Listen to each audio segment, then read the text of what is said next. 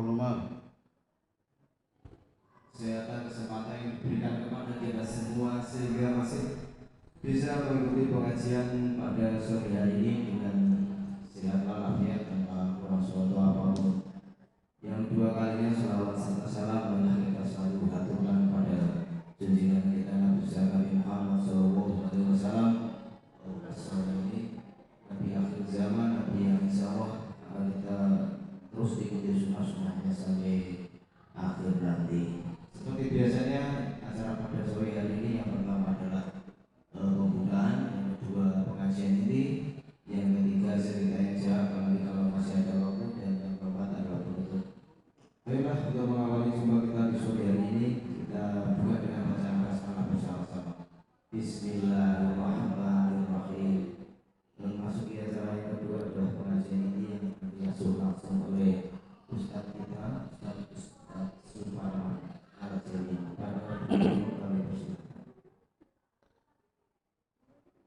Assalamualaikum warahmatullahi wabarakatuh. Innal hamdalillahi nahmaduhu wa nasta'inuhu wa nastaghfiruh wa na'udzu billahi min shururi anfusina wa min sayyiati a'malina. May yahdihillahu fala mudhillalah wa man yudlil fala hadiyalah. Asyhadu an la ilaha illallah wahdahu la syarikalah wa asyhadu anna Muhammadan abduhu wa rasuluh. Wa sallallahu wa sallama ala habibina wa nabiyina Muhammadin sallallahu alaihi wasallam wa ala alihi wa ashabihi wa man sara ala nahjihi ila yaumil qiyamah.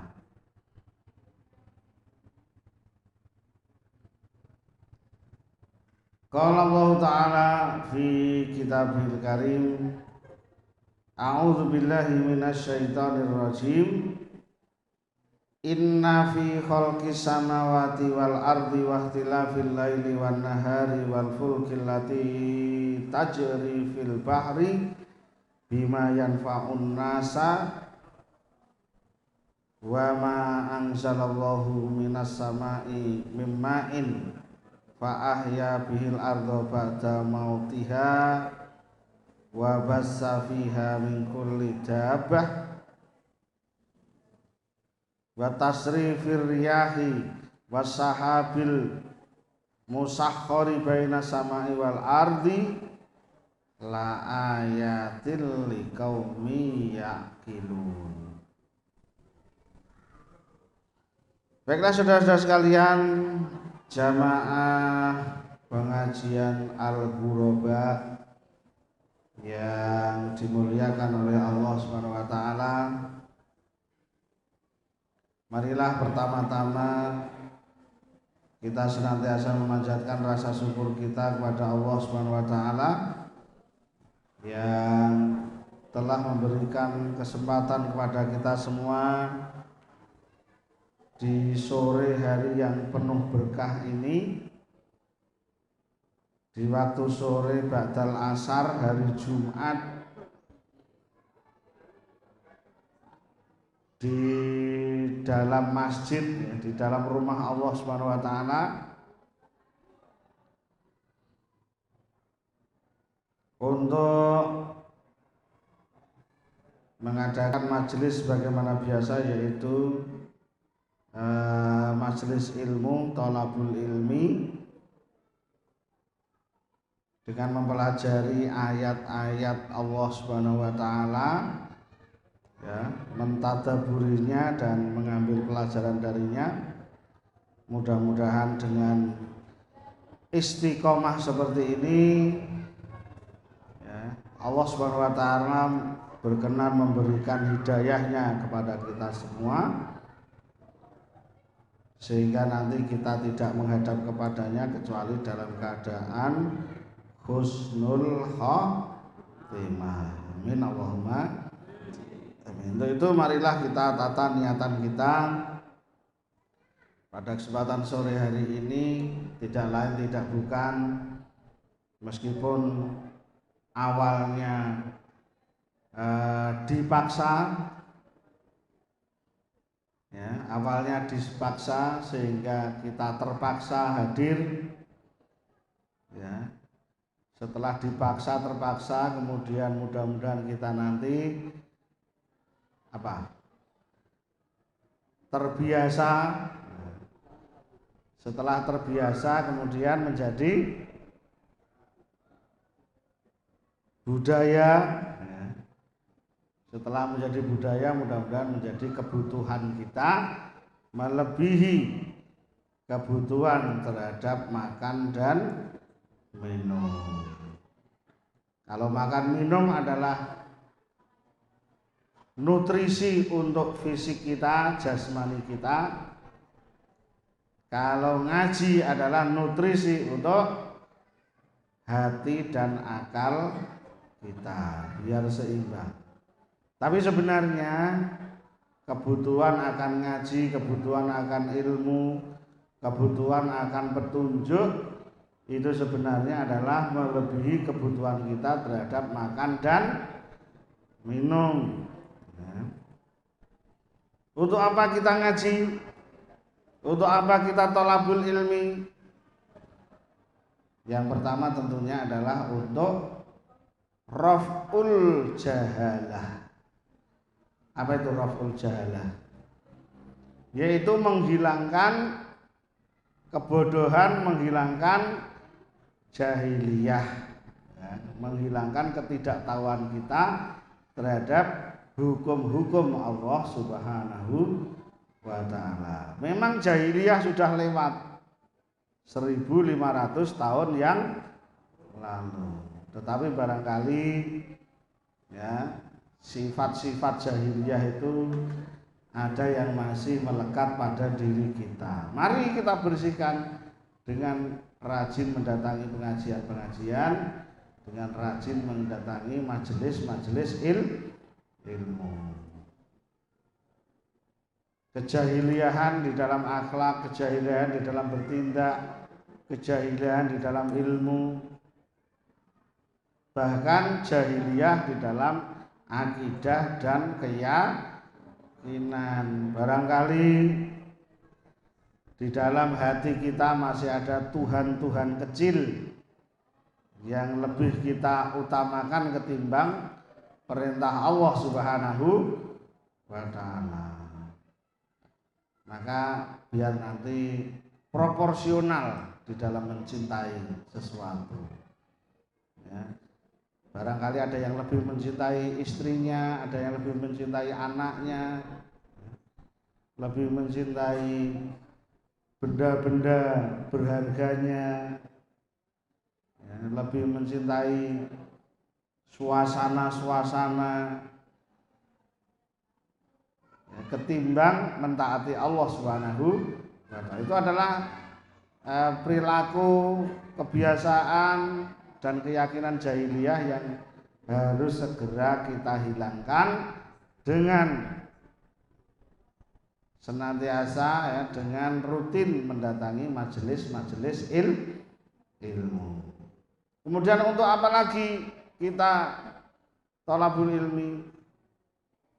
Yang pertama, yang kedua adalah untuk lihifdz syariatil Islam, yaitu untuk menjaga syariat Islam, biar sholat kita benar, biar puasa kita benar, biar zikir kita benar. Tadi sudah dikasih contoh zikir Rasulullah Shallallahu Alaihi Wasallam.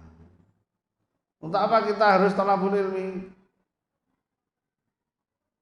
Ya, yaitu untuk li ibadatillahi ta'ala ala basiratin, yaitu agar ibadah kita sesuai dengan dalil dan petunjuk. Ibadah kita berdasarkan ilmu, bukan ibadah yang berdasarkan budaya ya, atau ikut-ikutan, bukan ibadah yang berdasarkan kesenangan ya, atau ciri khas masyarakat tertentu, tidak, tapi ibadah kita adalah ibadah yang berdasarkan ilmu, berdasarkan dalil. Untuk apa kita thalabul ilmi? Yaitu untuk tujuan dakwah, karena dakwah itu adalah fardu ain, wajib bagi semua orang. Yang mampu mendakwai 100 orang, mendakwai 100 orang. Yang tidak mampu 100 orang, ya minimal segini, 50 orang hukumnya.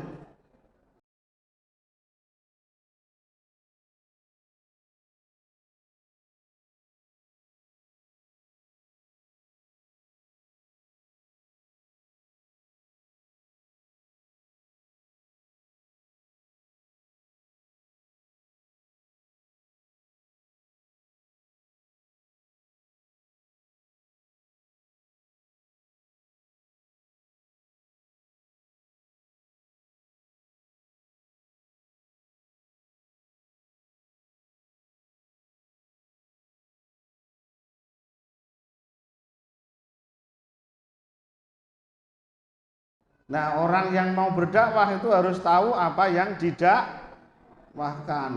Ya, harus tahu mana yang hak, mana yang batil. Ya. Mana yang hak yang harus disampaikan, mana yang batil yang harus dihindari. Nah, itu dai. Jadi masing-masing kita adalah dai. Minimal masing-masing kita adalah kullukum ra'in wa kullukum mas'ulun an ra'yatihi. Masing-masing dari kita adalah pemimpin, minimal memimpin anaknya, memimpin istrinya. Wa kullukum mas'ulun an ra'yatihi, dan kita akan dimintai pertanggungjawaban. Maka dari itu kita harus rajin ngaji, rajin thalabul ilmi untuk 4 hal tadi. Ya. Maka mari kita luruskan niatan kita sore hari ini ya, untuk thalabul ilmi ya, mudah-mudahan jalan-jalan kita ke surga dimudahkan oleh Allah Subhanahu wa taala. Shalawat serta salam senantiasa tercurah pada junjungan Nabi kita Nabi Agung Rasulullah Muhammad sallallahu alaihi wasallam beserta seluruh keluarganya, para sahabat-sahabatnya, serta para pengikut dan para pecinta sunnah-sunnahnya sampai kelak yaumil qiyamah.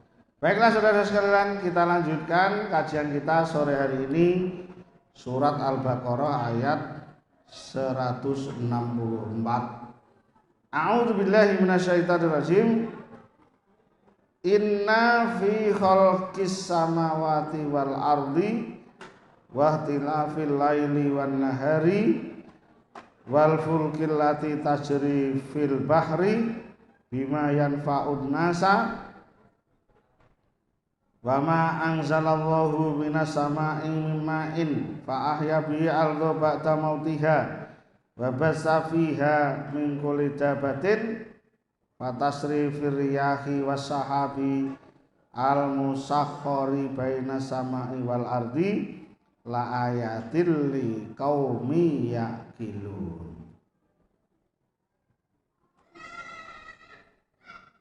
Yang artinya inna sesungguhnya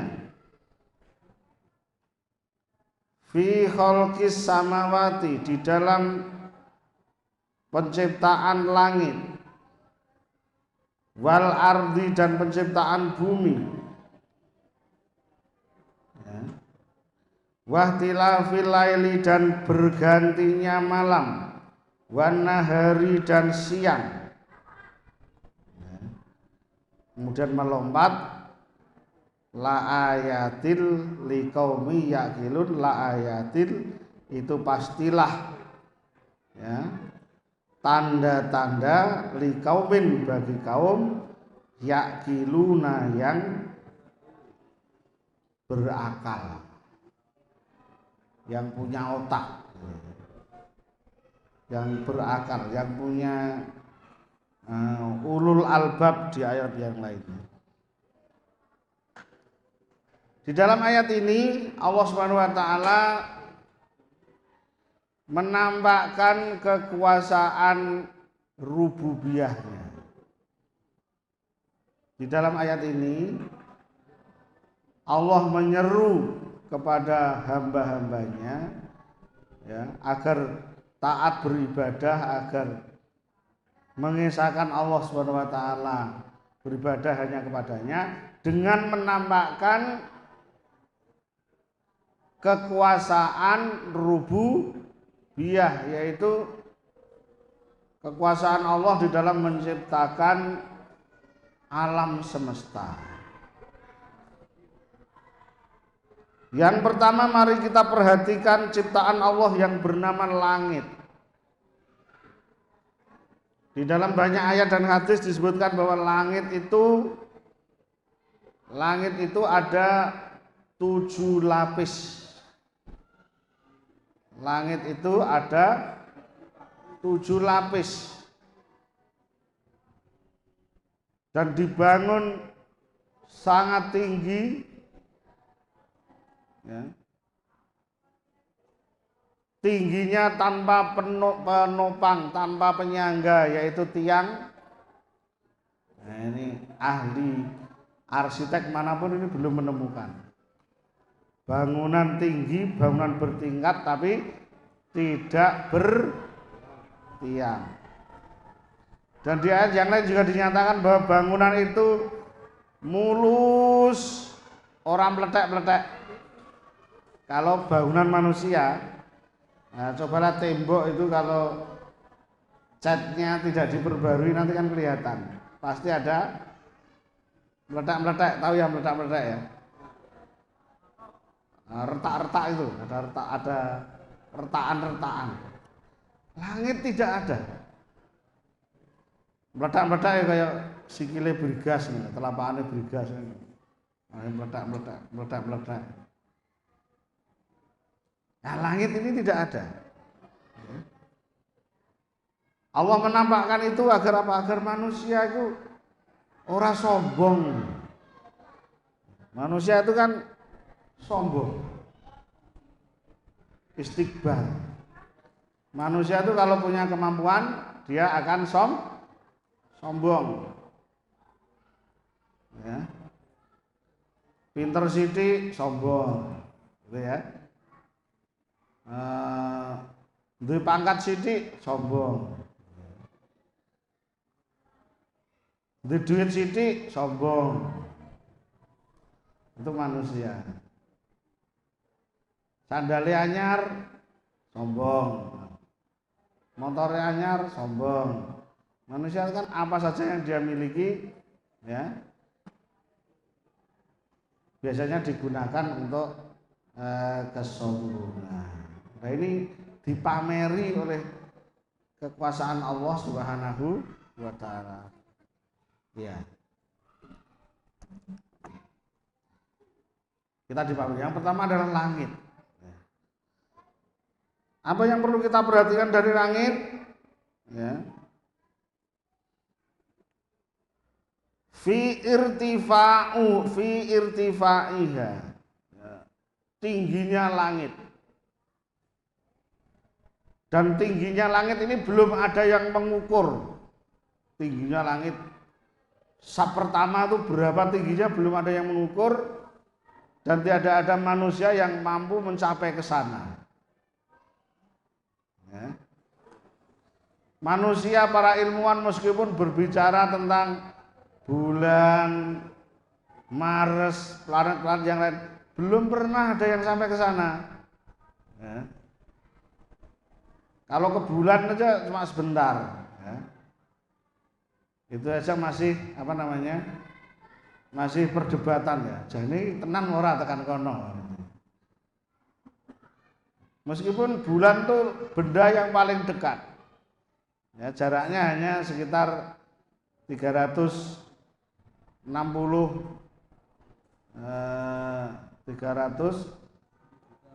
juta. Aduh lah, ribu mas, ribu. 360.000 kilometer. Kayak speedometer penter saya itu 360. Jadi wis jarake wis bumi bulan. Cara lurus munggah tekan bulan. 360.000 kilometer itu bulan. Itu aja mau ke sana mungkin rencananya iso puluhan tahun, ratusan tahun, puluhan tahun. Nggak bisa sesok pengen, sesok langsung mangkat ra iso. Hari ini pengen, hari ini mangkat ra iso. Nah, langit ya, itu tingginya tidak ada yang pernah tahu dan tidak ada orang yang mampu sampai ke sana. Durung sing langit sap loro, sing sap loro ku ana pira? Sap telu dan seterusnya sampai ke langit terakhir ya, lapis ketujuh. Ya jaraknya kira-kira 7 kali lipat kan. Tapi langit itu jaraknya atau tingginya seberapa? Nggak ada yang tahu. Manusia meskipun ngomong macam-macam tentang Mars, berteori macam-macam tentang Mars, berdebat, gak pernah ning Mars yang do ngomong. Apalagi kok ngomong tentang mencari bumi lain, mencari bumi lain yang lebih luas. Bumi sing ning kene urung diseni kok malah ape golek bumi lain. Papua isih ombo, Kalimantan isih ombo, Sulawesi isih ombo. Kok sampe golek bumi lain? Wong keluar dari bumi mikir 10 tahun ra rampung-rampung biayane ya larang. Ameh mencari bumi lain selain yang disediakan oleh Allah Subhanahu wa ta'ala. Itulah kemaruke manusia, sombongnya manusia. Iki disombongi Gusti Allah. Irtifa'uha, tinggine langit gak ana sing ngerti. Manusia enggak mungkin menembus ke sana di ayat lain. Enggak mungkin manusia menembus ke sana.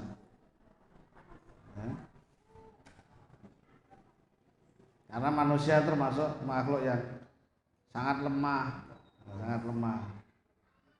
Orang iso bergerak secepat benda-benda angkasa.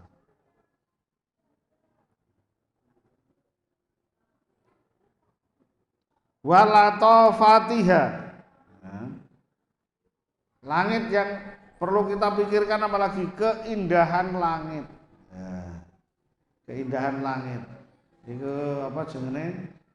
Kalau malam hari kan caca sing do seneng kemah yuk ngomong. Kau bisa melihat apa namanya keindahan langit di tengah malam. Bengi-bengi dengan apa namanya hiasan bintang-bintang yang begitu banyak. Langit itu sangat indah. Ketika siang hari pun sangat indah. Ketika cuaca cerah warnanya biru yang sangat luas, sangat indah. Langit pun bisa berwarna macam-macam. Nek ngene iki warnane apa iki? Abu-abu, setengah mendung, abu-abu. Ya. Engko nek canom sing ra tau maghrib, ya.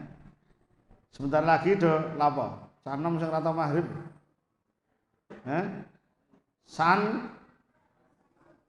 Sunset. Menikmati sunset, warnanya apa? Wah, warnanya malah bagus lagi. Oreng. Loreng-loreng. Warnanya. Langit indah sekali. Terus ya canom sing ra tau subuh, lunga aduh ben lapo? Sunrise. Lah piye meh delok sunrise ning pucuk Arga Jembangan, mlakune 3 jam 2 jam. Sama subuh nanti. Ya dadi nek sing cara ra seneng subuh iku delok sunrise. Cah sing ra seneng maghrib delok sunset.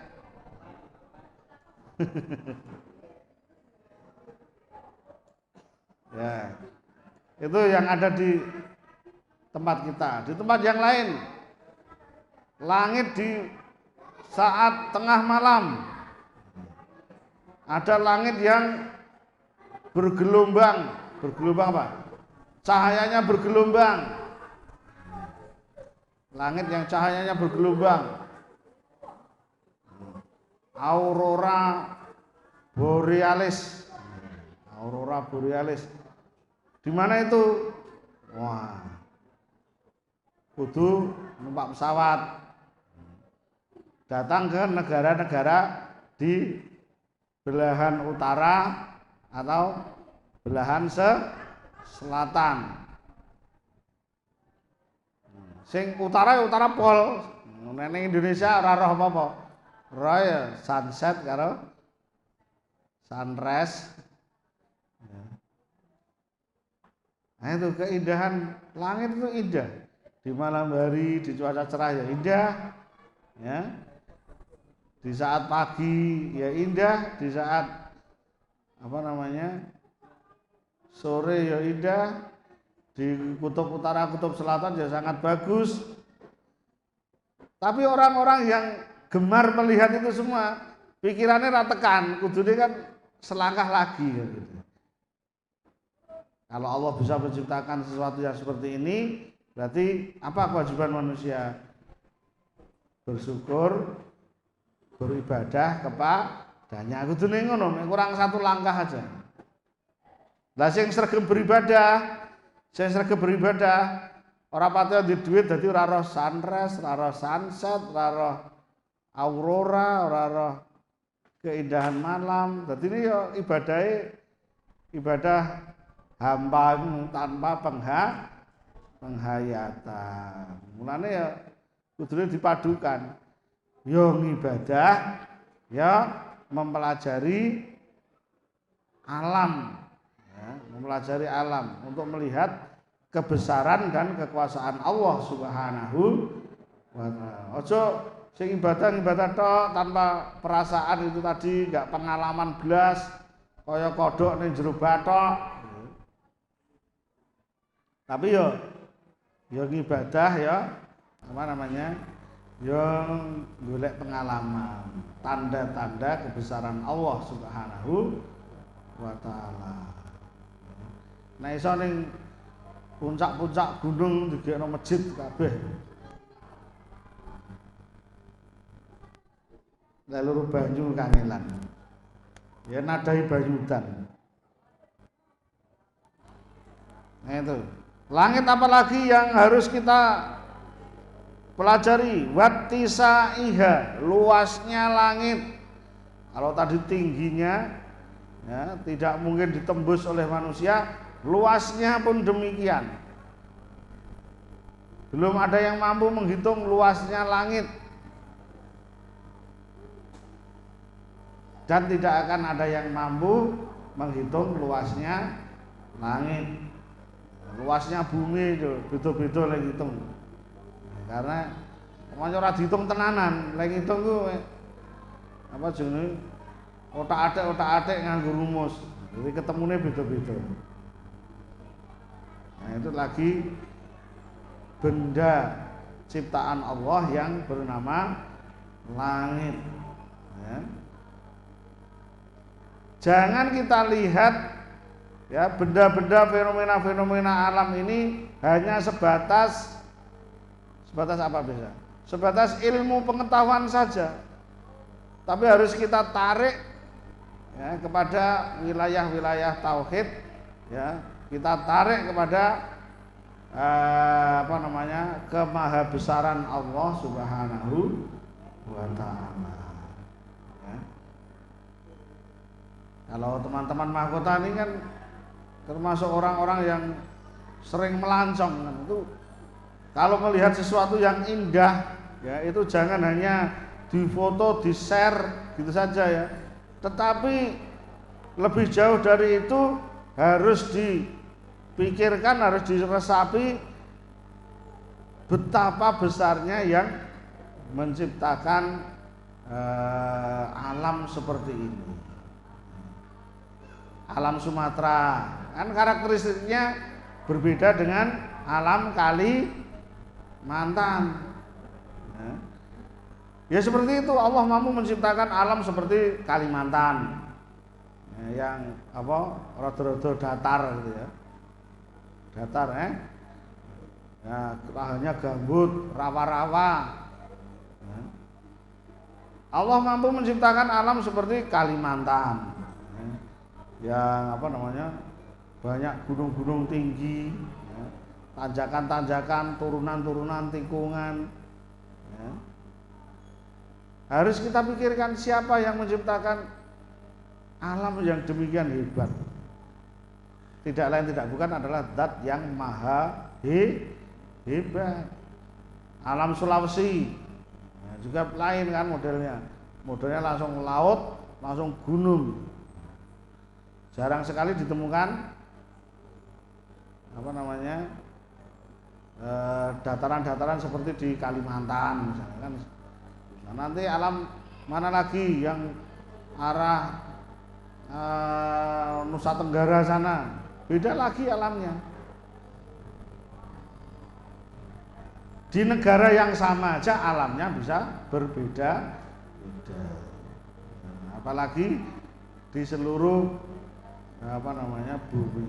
Nah itu modal sangat berharga bagi teman-teman sekalian untuk mengokohkan akidah, untuk mengokohkan keyakinan kita kepada Allah Subhanahu wa ta'ala, sehingga ibadah kita menjadi lebih khusyuk, ibadah kita lebih tawadhu ya, di hadapan Allah Subhanahu wa ta'ala. Jangan sampai peluang-peluang seperti ini ya itu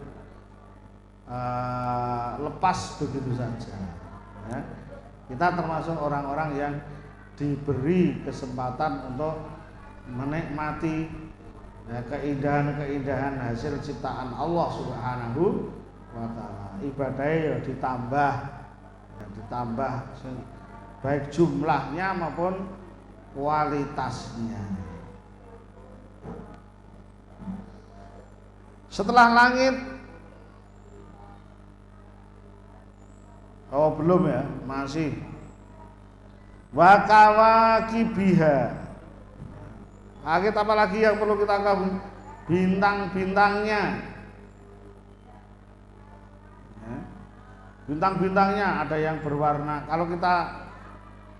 Kalau kita pakai teleskop yang sederhana saja, nanti kita lihat ke atas, itu nanti ada yang warnanya kuning, ada yang warnanya kebiru-biruan, ada yang warnanya merah, ada yang warnanya oranye, apalagi ada yang putih cemerlang, coklat ono, bintang coklat ono ya menapa ya, ya karo teleskop sing luwih canggih neh iku nang. Bahkan memang ada hitam, pakai teleskop sing murah-murah. Utawa malah gawe dhewe mahkota gede kok pralon ta apa. Itu di Cirebon ada orang pembuat teleskop dari pralon. Saya mau beli rumah saku ya murah, ternyata ya larang, ya ono 5 juta, 3 juta. Nah, itu kita bisa melihat keindahan bintang-bintang. Bintang itu pun enggak sama ya. Ada yang berkedip, ada yang tidak berkedip. Yang berkedip itu katanya bintang beneran yang sangat jauh. Yang tidak berkedip itu adalah planet-planet tadi yang tidak punya cahaya. Dia hanya seperti bulan ya, memantulkan cahaya matahari. Makanya warnanya beda-beda. Ada yang berwarna kuning, ada yang berwarna merah, ada yang coklat, ada yang oranye, ya, ada yang kebiru-biruan. Bisa kita lihat di langit malam. Itu dari langitnya nggak habis kita kupas. Apalagi kalau mau pakai teleskop saya rada larang, wah malah orang kok berlapo-lapo delok langit terus. Wasiyaratiha, yaitu berputarnya, beredarnya langit. Langit itu apa namanya? Benda-benda langit itu tidak tetap pada tempatnya, tidak. Ya, sesuatu yang dipasang kayak dop diwenehi fitting itu enggak. Benda-benda langit semuanya itu adalah benda bebas yang bergerak sesuai garis edarnya. Nah inilah pelajaran bagi kita. Kok iso ya, miliaran, bahkan sak dhuwure miliar ana neh ora hitungane. Miliaran bahkan triliunan benda-benda langit bergerak pada waktu yang sama dengan kecepatan yang berbeda, ya, tetapi posisinya seolah-olah tetap. Posisinya seolah-olah tetap dan tidak saling bertabrakan. Ini harus kita ambil pelajaran juga. Makhluk sebesar matahari saja patuh kepada garis yang sudah ditetapkan oleh Allah Subhanahu wa ta'ala. Ning menungso sing lemah-lemah ngene iki malah sok-sok do pentalitan dhewe ora gelem manut aturane Gusti Allah. Itu pelajaran juga, sindiran bagi kita. Sindiran bagi kita. Ya. Langit-langit tadi, benda-benda langit yang begitu teratur, jumlahnya sangat banyak, ya. Kok diwenehi garis, kok iso berputar secara tetap, sehingga manusia di bumi bisa menjadikannya sebagai pedoman. Bulan kok angger hari ke-13, 14, 15 bunder purnama. Bisa dihitung. Nah, kok nek jajal mbok hitung nek salah kok salahno Gusti Allah. Ora mesti bener. Pas. Ya. Nanti hari ke 29 pasti hilang. Nah, orang Jawa bilang itu pangkreman. Pangkreman ini maksudnya apa pangkreman? Semalam tidak ada cahaya bulan. Itu sekitar tanggal 28, 29. Dan bulan hitungannya ajek. Dia panjangnya bulan itu berapa? Antara 29 dan 30. Ini misalnya apa? Bulan Mulut. Bulan Maulid ini berapa hari? Coba dilihat di kalender anu. Bulan Maulid ini misalnya 29. Kok mesti bar mulut apa? Badha mulut 30. Karena sebenarnya berputarnya bulan itu adalah 29 setengah hari. Jadi setiap 2 bulan itu ada bonus 1. Jadi 29, 30, 29, 30, 29, 30, begitu terus. Kalau habis 29 kok 29 lagi, paling hanya terjadi sekali. Habis itu mesti 30. Gak ono 29, 29, 29, gak ono.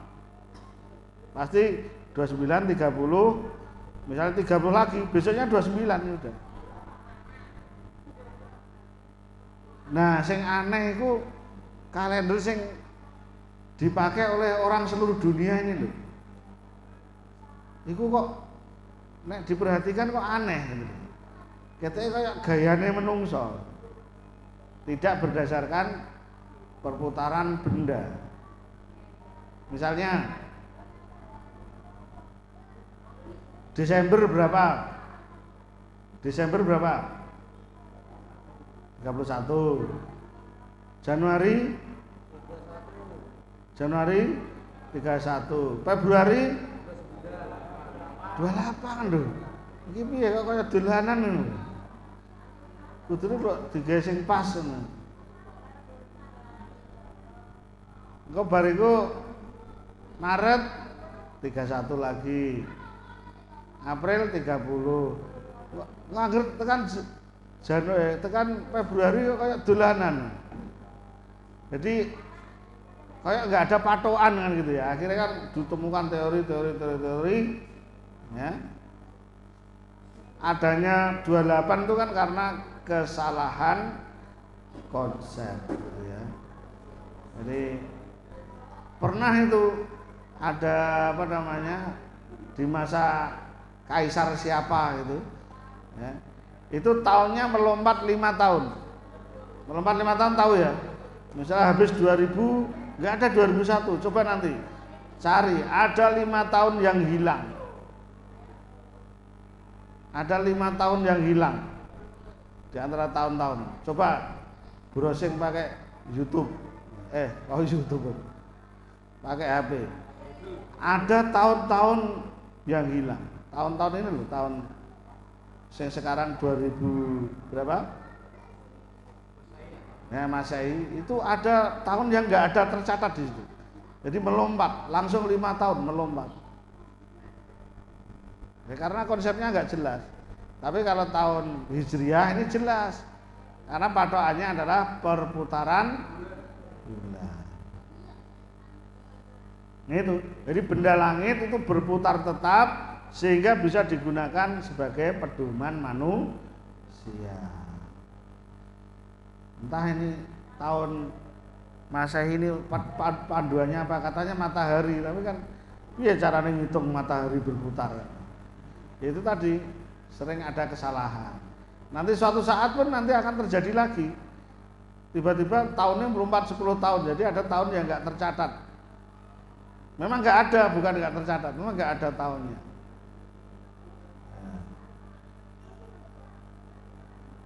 Jadi ternyata penetapan tanggal-tanggal di dalam bulan-bulan Masehi itu adalah apa namanya, persaingan ya, persaingan antar para kaisar itu. Kenapa Februari dikasih sedikit? Karena kalah persaingan tadi. Jadi nggak ada patokannya, patokannya malah apa itu? Patokannya emosi aja kan. Itu. Ada lagi benda langit yang bisa jadi patokan, misalnya rasi bintang sing kidul, sing gubuk penceng apa bahasa nganone apa bahasa ilmiah ya. Rasi bintang pari nek bahasa kerennya rasi bintang. Nah, itu bisa digunakan untuk menentukan arah. Artinya dari bintang yang ujung atas sama bawah ditarik garis, itulah arah selatan. Meskipun berlayar kemana-mana tetap tahu. Kenapa? Karena ada panduan arah selatan. Kalau yang di belahan bumi utara ada bintang 7 itu, bintang utara. Ursa Mayor, beruang kutub. Rasi bintang beruang kutub. Kalau di kita terkenal dengan bintang 7. Bintang 7. Buyur bintang 7. Itu Ursa Mayor. Ada lagi yang digunakan oleh para petani, yaitu rasi bintang Orion ya, atau orang Jawa bilang lintang luku.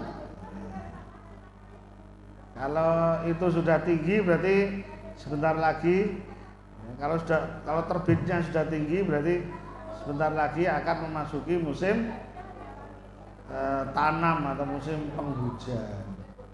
Nah, itu peredaran benda-benda langit yang tetap sehingga bisa menjadi panduan ya, panduan umat manusia sepanjang zaman sebelum adanya teknologi.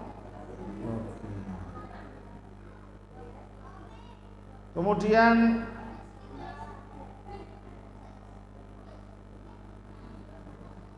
wasawabiti, dan tetapnya benda-benda langit.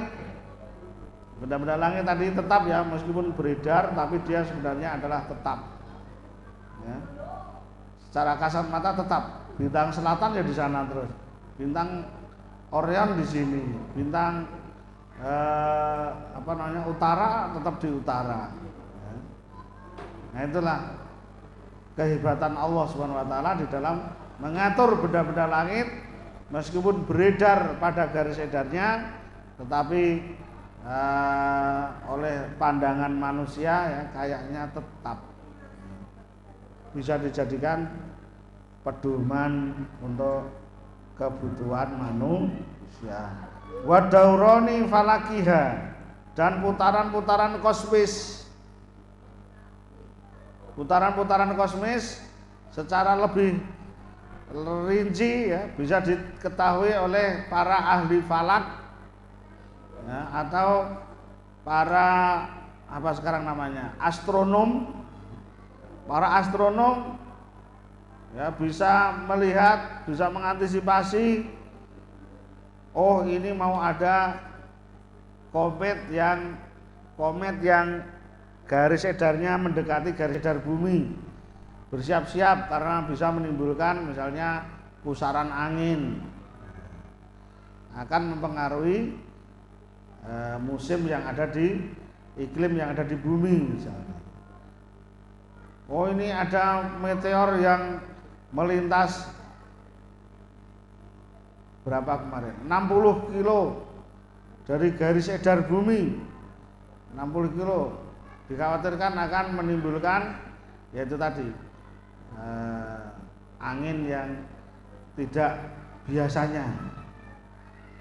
Nah, ini bisa dipelajari oleh orang-orang ahli falak, orang-orang astronom untuk kebutuhan manusia. Oh ini mendekati daerah yang rawan dengan meteor. Nah, bersiap-siap kalau ada satelit yang rusak misalnya. Nah, itu ya, untuk kepentingan apa namanya perhitungan-perhitungan detail yang hanya bisa dilakukan oleh ahlinya. Itu tentang langit. Kemudian yang kedua tentang bumi. Apa yang perlu kita pelajari dari bumi? Fi kasafatiha, yaitu padatnya bumi. Kita ditempatkan oleh Allah Subhanahu wa taala di planet yang padat. Meskipun yang padat hanya permukaan saja, hanya beberapa puluh kilometer permukaan saja. Sementara di bawah sana bergolak. Di bawah sana bergolak ya, bisa menembus lewat gunung-gunung yang sudah disediakan salurannya. Ya, kalau nggak ada gunung-gunung repot nanti. Dan nek kon jero langsung meledos, pokoknya meletek kabeh. Maka dibuat saluran-saluran secara alamiah yang bernama gunung-gunung berapi. Biar apa? Untuk kepentingan manusia. Ya. Mulane kalau Merapi meletus, nah itu penjaga Merapi, Mbah Marijan, tidak akan menyalahkan Merapi. Merapi bakal bangun. Merapi lagi bangun. Apa maksudnya bangun? Selain menambah ketinggian Gunung Merapi, ya, manusia bisa mengambil tambang-tambang pasir. Ya. Berapa juta orang itu yang memanfaatkan pasir Merapi? Bahkan hampir di seluruh Jawa. Pasir Merapi terkenal di seluruh Jawa. Ora kok Pak, aku nek bangun nganggo pasir muntilan. Lah iku muntilan masuk kondi tunggal Merapi. Jadi pasir Merapi muntilan itu padha maksudnya. Ora aku nggo pasir muntilan apa? Lah muntilan itu Merapi namanya.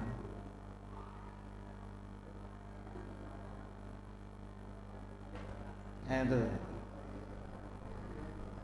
Di samping untuk memenuhi kebutuhan manusia, ya, bumi yang di dalamnya bergolak cair itu kalau keluar, ya, untuk meden-medeni. Meden-medeni apa? Ya nek do beling-beling niku ana didedeni karo gunung. Mandek sik. Iku lagi siji. Apa meneh nek ana gunung telu sing ngono, wah wong langsung do wedi. Lek maksiat mandeg sik. Mandeg sik cah. Alame lagi alame lagi murka iki. Medeni menungso minimal yang ada di sekitar situ kan ketika Merapi meledos kan ora mungkin warga Merapi do maksiat ora mungkin. Wedi. Nah, itu fungsinya adalah untuk memberikan peringatan kepada manusia selain ya untuk memenuhi kebutuhan. Bumi yang padat yang berasal dari benda yang cair jadi batu melapuk jadi tanah. Ya, tanah itulah yang bisa ditanami oleh manusia. Kemudian apalagi yang perlu kita pikirkan tentang bumi? Wa in hifadhiha. Di bumi banyak terdapat lembah-lembah, tanah-tanah rendah, tanah-tanah datar. Lembah untuk apa? Sebagai tempat tinggal manusia. Manusia susah tinggal di gunung-gunung yang begini. Pasti dia memilih ya, lembah-lembah yang landai. Kecuali gevila mesti milih serata dhuwur. Tapi kan ora dienggo urip ning kono. Apa urip ning kono piye carane? Internet ra ono. Banyu angel. Nek daerah sing dhuwur kan angel. Dalan ora ono. Biasanya orang itu tinggal di lembah-lembah, di inhifadhiha, di lembah-lembah bumi, ya, di pesisir-pesisir. Ya. Itu fungsinya lembah-lembah untuk tempat tinggal. Fungsinya lembah-lembah apalagi untuk menampung air, ya, jadilah danau-danau. Tanah yang lembah untuk apa? Untuk produksi pangan, tanaman-tanaman, untuk macam-macam. Tanah yang lembah untuk apa? Untuk wisata. Banyak jadi tempat wisata. Banyaklah pokoknya ya. Tapi yang penting adalah untuk tinggal manusia. Jadi manusia bisa tinggal di situ. Kemudian yang berikutnya yang bisa kita pelajari dari bumi adalah wajibaliha, gunung-gunungnya. Nah, gunung-gunungnya tadi untuk wisata. Gunung untuk apa lagi? Pasak bumi. Pasak bumi artinya penyeimbang. Ya. Di bumi itu ada gunung itu adalah penyeimbang bumi. Biar tenang, ya, karena apa? Karena sebenarnya di bawah sana itu adalah benda cair. Maka gunung itu seperti paku.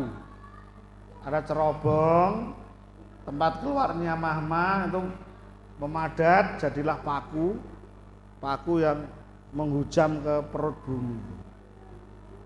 Biar apa? Biar bumi tidak bergoncang. Soalnya nek gunungnya hilang, misalnya gunung-gunung itu dikepras pakune ya, cerobongnya dikepras. Mungkin Pulau Jawa jumlang. Nah, akeh wong ngetan jumlang ngetan. Ya. Jakarta ora tenggelam nek, mumbul gini malah Jakarta. Ya. Nek wong ngulon ambles. Malah jadi jumlang kaya ning GTAN. Nah, di perahu. Nah, itu sebenarnya bumi itu bukan sesuatu yang kokoh, tidak ya, secara ilmiah, ya, tapi dikokohkan oleh gunung-gunung tadi sebagai pasak bumi. Wa bihariha, laut. Nah, laut untuk apa? Nah, laut untuk wisata pantai. Tapi yang jelas laut adalah sebagai jalur transportasi ya, antar pulau. Dari zaman dulu ya, laut ini fungsinya adalah untuk transportasi, sehingga rempah-rempah kita banyak dikenal oleh orang-orang Eropa itu karena laut, karena jalur laut. Belum ada kereta, belum ada jalur darat ya. Jalur laut adalah jalur pertama kali yang dipakai oleh manusia. Sampai sekarang pun masih banyak dipergunakan di daerah pedalaman-pedalaman, pakai jalur laut. Selagi di darat ini akeh boyone, akeh ulone, akeh singo, akeh kewan-kewan galak ya. Itu perjalanan laut lebih aman gitu ya. Perjalanan laut lebih aman. Laut juga sebagai tempat penghidupan dengan menghasilkan ikan-ikan ya, dan hasil-hasil laut yang lain, rumput laut ya. Tempat mencari mutiara laut, karang-karang laut, ya, ikan-ikan hias dan lain sebagainya. Itu semuanya adalah kehebatan dari Allah Subhanahu wa ta'ala. Wa kufariha, padang ada yang kayak di daerah Nusa Tenggara ya, padangnya berupa padang rumput ya. Di sana bisa beternak kambing, sapi, jaran ya. Dan binatang-binatang lain, rusa. Ada yang berupa padang pasir, biasanya padang pasir ini adalah daerah yang apa ya? Ya asalnya adalah daerah hijau. Kemudian manusia di sekitarnya merusak alam, jadilah kering kerontang, hutannya habis, jadilah padang pasir yang luas. Banyak terdapat di Afrika, juga terdapat di Asia Tengah, juga terdapat di Amerika. Amerika tuh banyak loh padang pasirnya. Jadi jangan sekarang yang dikesankan ada padang pasir di mana? Arab kan kita ngerti. Padahal yang Arab ciut, padang pasirnya cilik. Padang pasir yang banyak itu di Asia Tengah, di Afrika. Amerika itu padang pasir yang banyak, padang kering kerontang. Cuma dia nggak mau dikesankan padang gitu. Dia nggak mau dikesankan padang pasir, malu kan dia. Jadi sing dicap padang pasir itu wong Arab. Nah itu akale wong Amerika ya ngono, nakal. Padang pasirnya dhewe ora diakoni. Padahal mayoritas wilayah Amerika itu adalah padang pasir. Yang subur itu hanya pinggir-pinggir loh. Kota-kota besar itu hanya di pinggir-pinggir laut itu. Bagian tengah itu wadang saamba-ambane, kering kerontang.